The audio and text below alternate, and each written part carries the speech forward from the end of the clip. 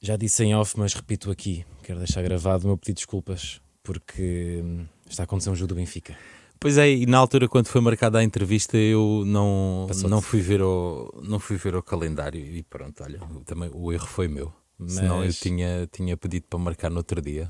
eu vou fazer aqui uma exceção. Eu geralmente tenho o telefone longe, mas hoje estou aqui. Não, deixa estar, Com é as melhor. notificações Assim depois, do jogo. depois acabamos por não estar focados na conversa e é melhor desligar.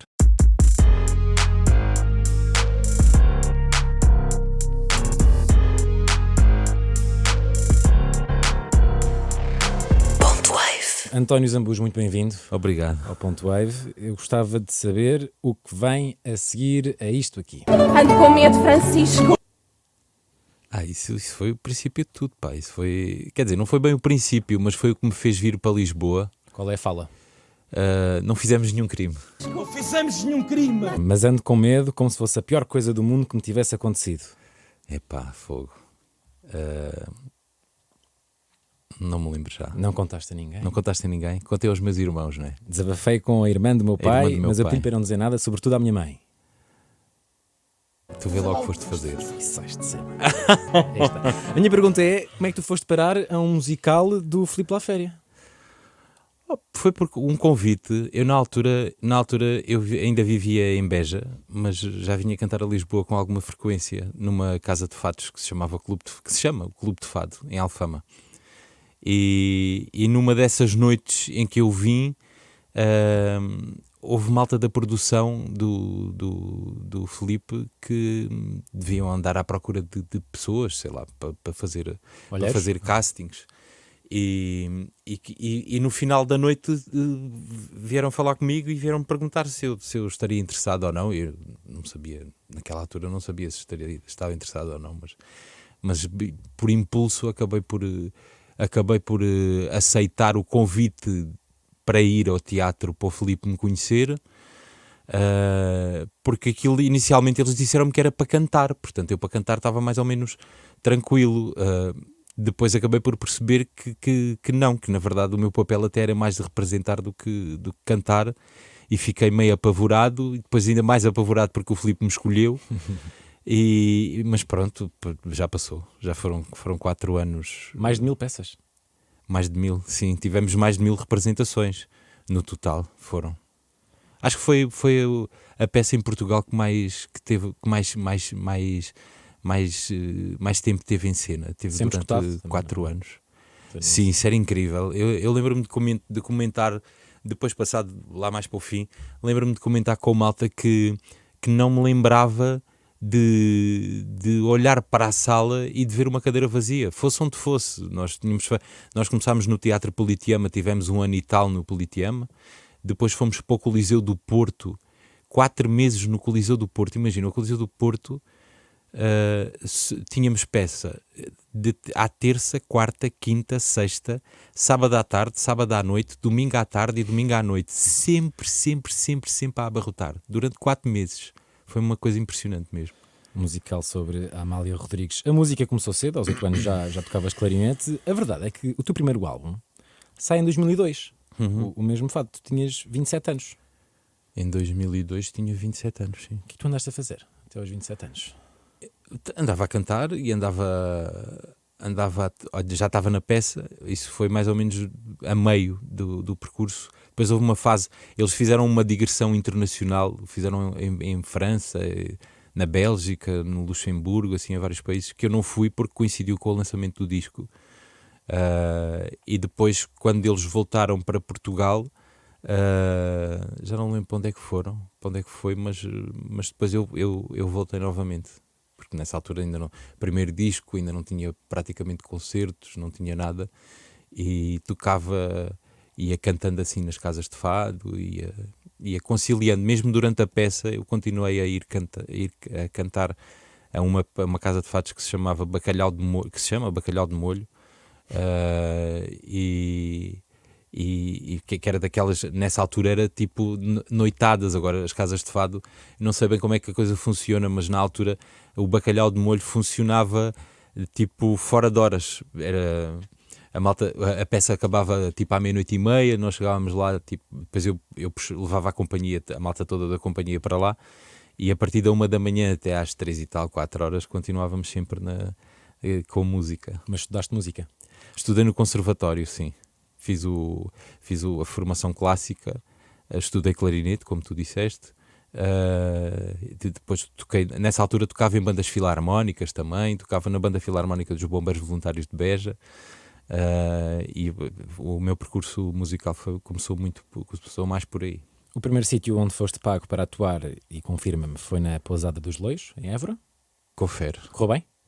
Correu muito bem, era muito giro, porque era assim uma coisa descontraída, e o pessoal que lá tocava era tudo malta nova, e que estava tudo numa fase meio exploratória, então aquilo funcionava como sala de ensaios. Eu sempre gostei de ver muita a coisa da Casa de Fados assim, para não cair muito naquela coisa de ter que ir todos os dias cantar e ter que cantar as mesmas coisas e cantar para agradar os turistas e para não sei o quê. Então eu usava muito aqui, usava entre aspas, mas eu gostava muito de ir para lá com aquela ideia de experimentar coisas novas, de experimentar músicas novas, de fazer arranjos novos para músicas que já existiam. E como a malta que lá estava na Pousada dos Loios era toda mais ou menos da mesma geração, então toda a gente alinhava nisso e era muito giro. Foi aqui que começaram assim alguns acasos de sorte na tua vida, porque é aqui que um colega da banda te leva a atuar em Lisboa, se não me engano. Sim, depois... no Clube de Fado. Foi nessa altura que eu fui ao Clube de Fado pela primeira vez, que era o Mário Estorninho que tocava comigo lá na Pousada dos Loios. E numa noite, porque a Pousada dos Loios acabava cedo, acabava tipo às 9:30, 10 horas, era durante o jantar, como aquilo era dentro da pousada, tinha que acabar cedo, e então numa dessas noites o Mário, quando terminou na pousada, tinha que vir para Lisboa porque vinha substituir um músico no Clube de Fado. Ele fazia isso com alguma frequência, e nessa noite ele convidou-me para vir com ele.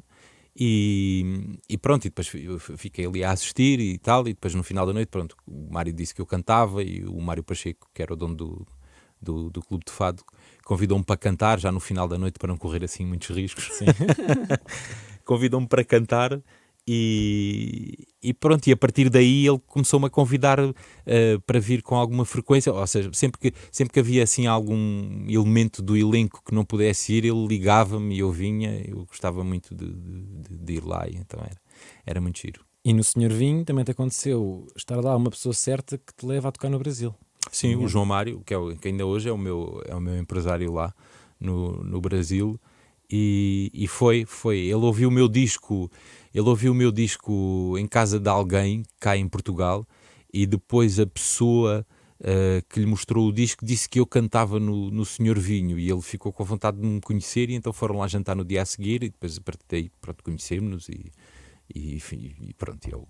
Claro que a sorte trabalha-se, mas as pessoas têm sempre, Não, são felizes. Têm sempre lugar à porta. Não é? Mas é verdade, são felizes acasos, são felizes acasos. Também o entrar no Amália também foi um acaso, eu estar no Clube de Fado, e eles terem ido lá nessa noite e terem ouvido cantar, e achar que eu poderia ter o perfil para aquela personagem. De facto, são felizes acasos, são coisas que eu não procuro, mas que fico muito contente delas acontecerem. Gostava agora que me explicasses esta fotografia. Isso é em Bringel. Bringel é tipo uma das capitais do barro em Portugal. Sou eu, John Luz, que é um músico que toca comigo, e é o Buba Espinho, que é um cantor também que agora felizmente está a lançar os primeiros discos e está a começar agora o percurso, a carreira musical dele. E há uma festa lá que se chama Sabores no Barro, que por acaso agora, quando estava a vir para cá, estava a falar com o presidente da Junta de Freguesia de Bringel, que é meu afilhado e é um dos meus melhores amigos, e foi ele que teve essa ideia e convidou-me para ser tipo um género de embaixador, enfim, uma coisa para escolher, para sugerir a parte musical e tal. E isso no último dia, depois a coisa acaba sempre por descambar. Exato. E fomos todos, já com os copos, fomos todos brincar com o barro. Mas havia lá barro, de uma olaria, não é? Há tipo, sim, aquilo durante o dia tem várias barraquinhas com expositores E há um senhor que faz a demonstração de como é que se fazem as coisas e tal. E depois aquilo à noite fica tudo lá, porque eles no outro dia é que iam arrumar, e nós acabámos por, por brincar com o barro. Fizeram vocês muito bem. Tu, numa entrevista dada à Rádio França Internacional, quando o lançamento do álbum do Avesso, tu disseste que o disco é o que é, ou seja, que tem as sonoridades que tem, devido à música que ouvias na altura. Portanto, estás aqui uma enorme importância ao que consumias, que se reflete no que produzes.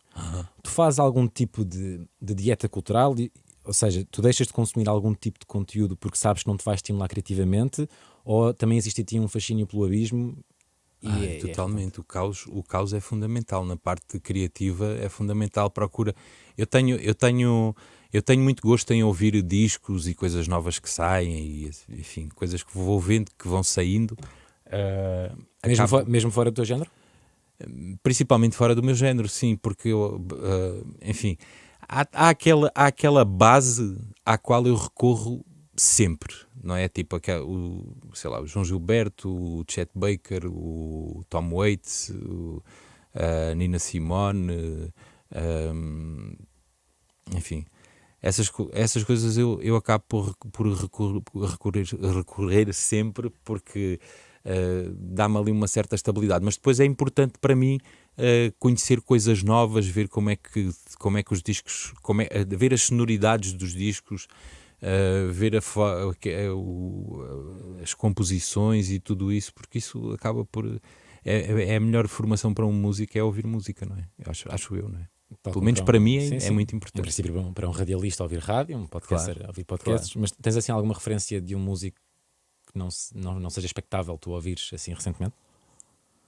Opa, tanta coisa. Olha, os Fleet Foxes, por exemplo, sei lá. Há coisas novas, por exemplo, dentro da música brasileira há artistas novos que vão sempre aparecendo, e que por acaso eu tive sorte, porque houve um disco da Gal Costa, o último disco da Gal Costa é só duetos com homens, e a maior parte dos duetos são todos, com exceção de 2, são todos com novos cantores brasileiros que eu que não conhecia alguns, mas não conhecia todos. Então, a partir desse disco, depois é assim, é aquele trabalho que tu ouves aquele tipo e pensas assim, pá, este tipo tem uma voz engraçada, deixa lá ver como é que são os discos dele. Vais ouvir, e depois encontras sempre coisas muito, muito interessantes.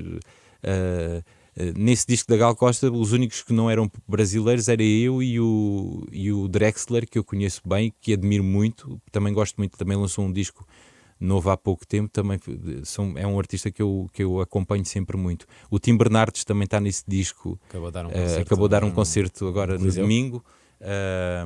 Também gosto muito dele, também ouço muitas músicas dele, e é assim que o meu filho mais velho também gosta muito de música e é um consumidor de festivais, que eu já não gosto muito do conceito do festival.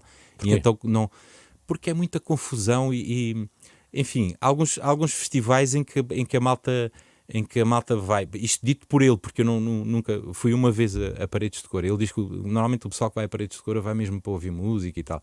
Os festivais que eu fui, não é bem a cena, não é bem, as pessoas não vão bem para ouvir música. A música não é a prioridade. Acho eu, não sei, mas isso é uma opinião que eu tenho. Concordo que haja festivais e concordo que as pessoas gostem de ir aos festivais, mas eu não é a minha cena. Eu gosto de assistir a concertos em salas e estar ali sentadinho a apreciar a coisa. Por exemplo, falaste do teu filho mais velho, que tem 24. E então estava-te a dizer, exato, que ele como vai assim a esses festivais, às vezes vai-me dizendo, pá, olha, experimenta ouvir esta banda que eu acho que tu vais gostar, e ele vai sugerindo também algumas coisas novas que eu vou descobrindo através dele. Mandas-te para um hip-hop, por exemplo? Algumas coisas, sim. Tenho alguma dificuldade em entrar, mas já por exemplo, assim, um Kendrick Lamar, português, nada. Português, sim, gosto de algumas coisas, sei lá, sou muito amigo do Carlão, sigo a carreira dele porque nós somos mesmo muito amigos. Assim, outras coisas portuguesas, deixa-me ver, agora não me estou a lembrar o nome, assim já mais da velha guarda, o Valete? Não. Sam the Kid? O Sam the Kid gosto muito da forma como ele escreve. Enfim, mas não é uma coisa que eu procuro. Acho muito interessante a escrita. Acho que pode ser uma coisa muito... o Zé Mário Branco dizia que o hip-hop era a nova música de intervenção, e de facto é, não é? Porque tem aquilo que é escrito e aquilo que é dito é mesmo é de contestar coisas que não estão bem, enfim, coisas que deviam ser corrigidas, e essa parte eu acho muito interessante.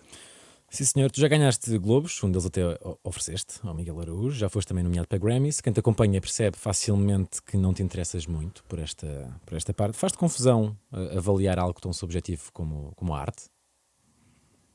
Não me faz confusão, quer dizer, a avaliação, o público também avalia, não é? Certo. O facto das pessoas assistirem aos concertos e gostarem do concerto é um tipo de avaliação.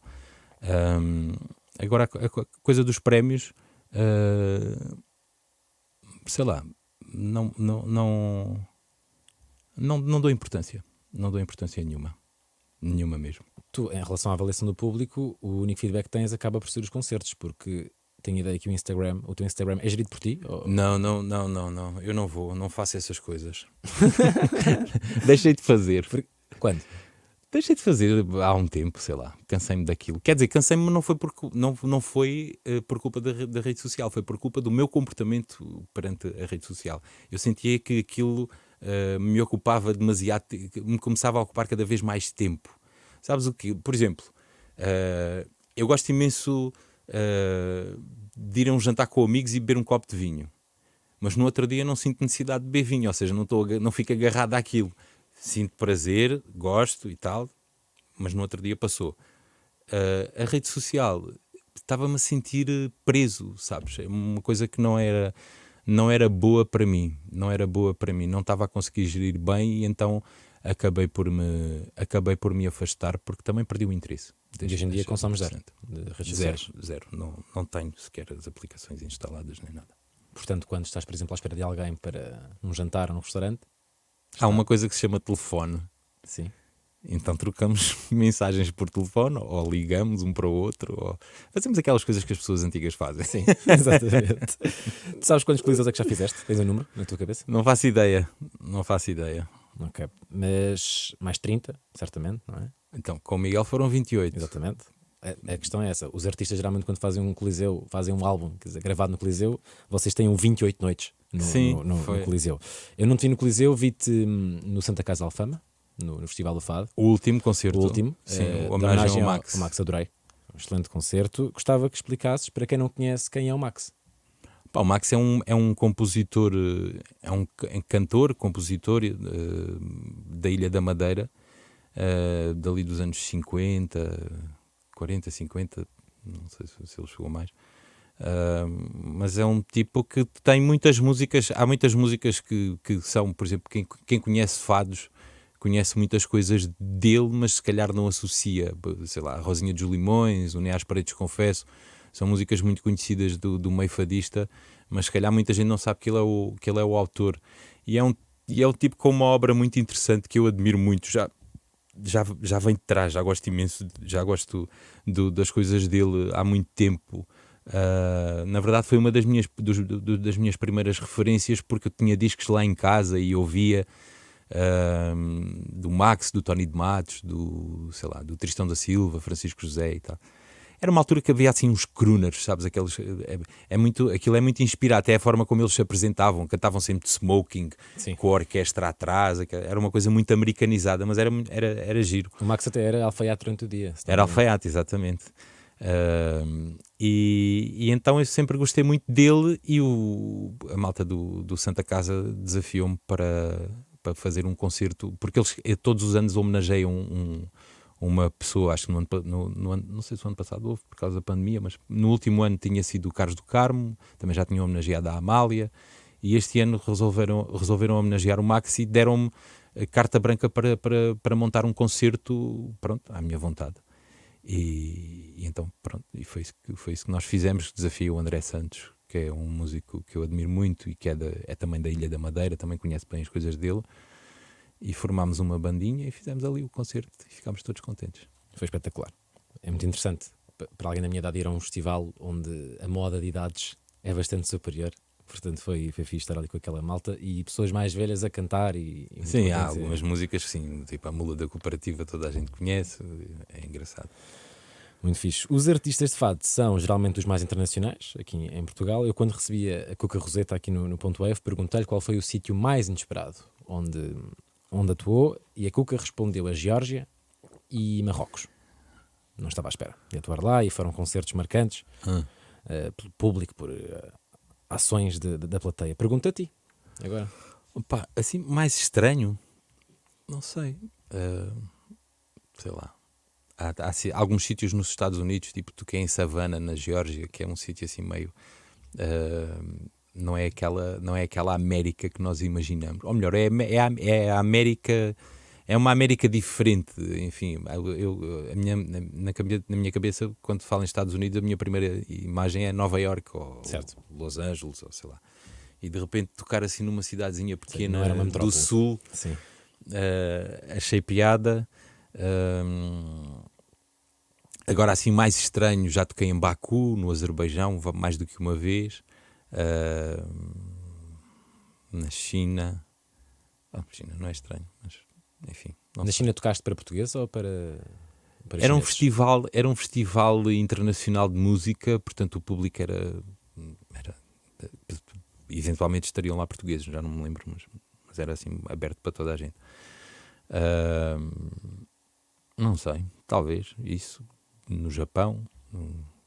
Foi o sítio que eu mais gostei de todos. O sítio que eu mais gostei de conhecer no mundo inteiro foi o Japão, sim. Interessante. Já toquei lá mais do que uma vez até. Já fizemos 2 turnés lá.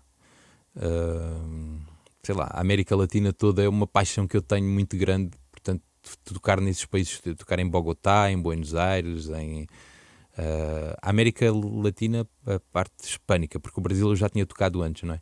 Mas a parte hispânica que eu não conhecia, fiquei a conhecer e achei aquilo muito, muito apaixonante. O México também. E notas diferença na energia que o público passa consoante o país, ou não? Ou seja, é diferente tocar em Bogotá do que em Estocolmo. Sim, a forma de assistir, a reação do público é diferente, sim, mas igualmente prazerosa. Ou seja, eu não sinto necessidade de euforia permanente, sinto necessidade... Gosto de sentir que as pessoas estão a prestar atenção e eventualmente estão a apreciar aquilo que nós estamos a fazer. Ou seja, por exemplo, em França há muito isso. Em França o público vai aplaudindo e tal, mas só quando chega ao final do concerto é que a reação é mais explosiva, assim. Eu gosto dessa coisa, gosto dessa sensação também. Para um alentejano, não só com sucesso em Portugal, mas no mundo inteiro, é possível descentralizar, no contexto nacional, a cultura do eixo Lisboa-Porto? Ser possível é. Não sei se acontece, não é? Não sei se acontece, mas uma coisa que eu noto nos vários sítios onde vamos tocando, há sempre muita iniciativa local, ou seja, há sempre muitas bandas, muita malta que se vai formando. Portanto, eu acho que é importante as pessoas quererem fazer isso. Não temos que estar sempre a dizer que a culpa é de um, a culpa é de outro. Se uma pessoa quiser fazer... Na minha altura eu senti necessidade de vir para Lisboa, também porque tive aquela oportunidade, a oportunidade de vir para o musical, e por isso é que eu vim para Lisboa. Se tivesse continuado em Beja, não sei se calhar as coisas aconteciam na mesma, não sei. Hoje em dia é possível editar um disco, é mesmo? Já na altura acho que já havia um estúdio de gravação. Eu não sei de quem era, mas eu ouvia falar que havia lá para lá um estúdio de gravação. Em relação ao canto alentejano, para se manter a tradição e para que, obviamente, floresça, já existem aulas nas escolas, certo? Existem, acho que essa iniciativa foi por causa da elevação do canto alentejano a património imaterial, e há uma série de malta que dá aulas aos miúdos e formam grupos corais de malta nova e tal. Acho isso engraçado. Sim. Tenho a ideia que até o Buba Espinho, que já mencionaste. O Buba é um dos professores, sim. Ele é um dos professores. Tu, entretanto, tens que te decidir, porque tu, à bomba na fofinha, disseste que a fama de engatatão que tinhas era errada. Mas disse que nos tempos em que tinhas um bar em Porto Covo, o Gosto de Ti, porra, sim, Tu não cobravas às mulheres mais bonitas. Mas isso era porque eu estava com os copos e eu ia para trás do balcão. Não era só as mulheres que eu não cobrava a ninguém praticamente. As pessoas pediam bebidas e eu... Difamaram-te no Terra Nossa, então. Que eles mencionaram lá isto. Isso é conversa deles. Eles dizem sempre essas coisas, mas ainda me faz mais confusão porque são pessoas que me conhecem bem e sabem perfeitamente que eu sou um tipo super reservado e não me meto com ninguém, nunca, não. O gosto tipo era o quê? Era a gozar com o âmbito chiado e com esse tipo Um de bocadinho. Boa. Era um bocadinho. Não era bem a gozar, era tipo, se existe aquilo, também pode existir isto, então vamos abrir isto. E abrimos, foi em 2006, abrimos primeiro num primeiro espaço mais pequeno, e depois no primeiro ano, como correu muito bem, acabámos por ir para um espaço maior e depois ficámos mais 2 ou 3 anos. Depois eu acabei por sair, aquilo continuou, mas eu já não tinha disponibilidade e foram anos engraçados, porque era tudo malta que toda a gente se conhecia, não é? Era tudo malta. Eu já ia para Porto Covo de férias há muito tempo e já conhecia a malta toda lá e os meus sócios também já, um deles inclusivamente até era de lá, e então foi muito engraçado. A noite, ou seja, ter um bar, ter um restaurante, permanece um interesse na tua vida? Ou um desejo? Olha, eu já tinha tido também em Beja, verdade. antes de vir para Lisboa, tinha tido uma parceria com um bar que já existia e que na altura as coisas não estavam a correr bem, e eu e outro amigo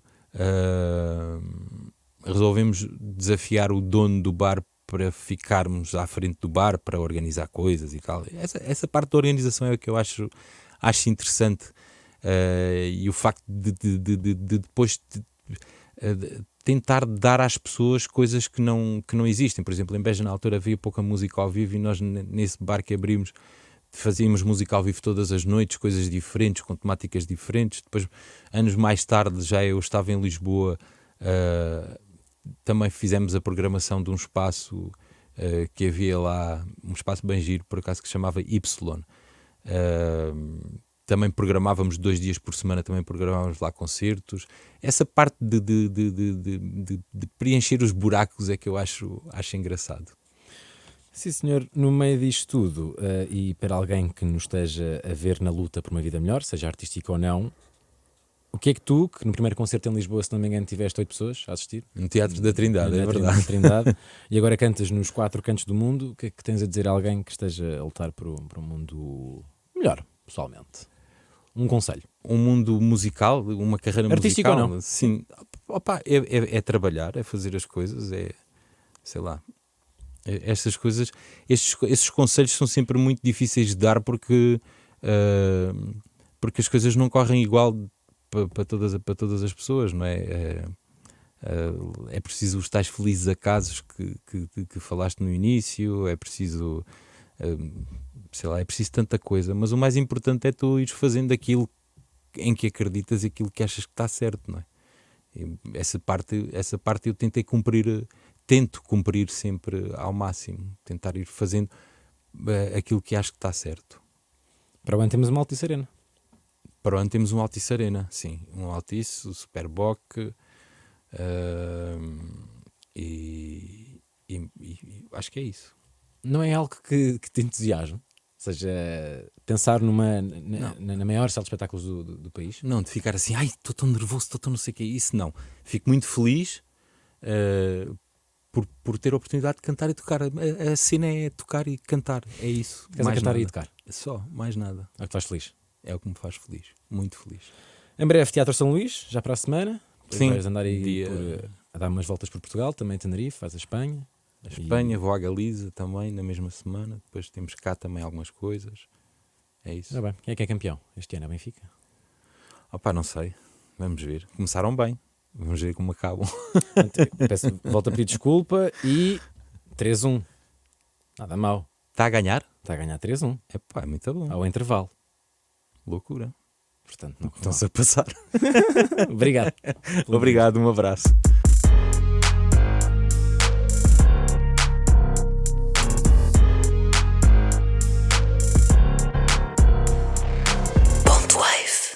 Está mesmo 3-1, a sério? É, 3-1. Fogo.